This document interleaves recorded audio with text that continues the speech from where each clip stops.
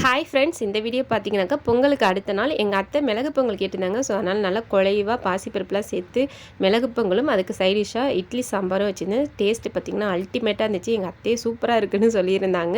So கன்னி பொங்கல் அப்போ பார்த்தீங்கன்னாக்கா குழந்தைங்களாம் இந்த மாதிரி அழகாக பட்டுப்பாவடை செட்டை போட்டு செவந்தி பூ தைச்சி அழகாக மேக்கப்லாம் பண்ணுவோம். ஸோ அதே மாதிரி எங்கள் அனுஸ்ரீக்கு பண்ணி விட்டுருந்தேன். ஸோ நான் வந்து சின்ன வயசில் இந்த மாதிரி தான் கிராமத்தில் தஞ்சாவூரில் இருக்கும் பொழுது எங்கள் வயசு பொண்ணுங்களாம் சேம் இதே மாதிரி பட்டுப்பாவடைலாம் போட்டு அழகாக ஜவரி வச்சு அதில் வந்து செவந்தி பூ தைச்சி சூப்பராக மேக்கப்லாம் பண்ணி பெரியவங்க காலெல்லாம் விழுந்து ஆசீர்வாதம் வாங்கி அவங்க காசுலாம் தருவாங்க. அதெல்லாம் வாங்கி வச்சுக்கிட்டு கொட்டுக்கூட ஒன்று எடுத்துகிட்டு போவோம். ஸோ வீடு வீடாக போய் கும்மி அடித்து அவங்கக்கிட்ட அரிசி வெல்லம் கரும்பு எல்லாம் வாங்கிட்டு வந்து நாங்களாக சேர்ந்து தனியாக பொங்கல் வச்சு சாப்பிடுவோம். ஸோ அது வந்து மறக்கவே முடியாத ஒரு ஸ்வீட் மெமரின்னு சொல்லலாம். ஸோ நீங்களும் இந்த மாதிரி பண்ணியிருக்கீங்களான்னு சொல்லிட்டு கமெண்ட்டில் சொல்லுங்கள். இந்த வருஷம் பொங்கல் லாங் வீடியோ அப்லோட் பண்ணியிருக்கேன். ஸோ இது வரைக்கும் நீங்கள் பார்க்கல அப்படின்னாக்கா அந்த வீடியோக்கு கீழே வீடியோ கொடுக்குறேன். ஸோ மறக்காமல் செக் பண்ணி பாருங்கள்.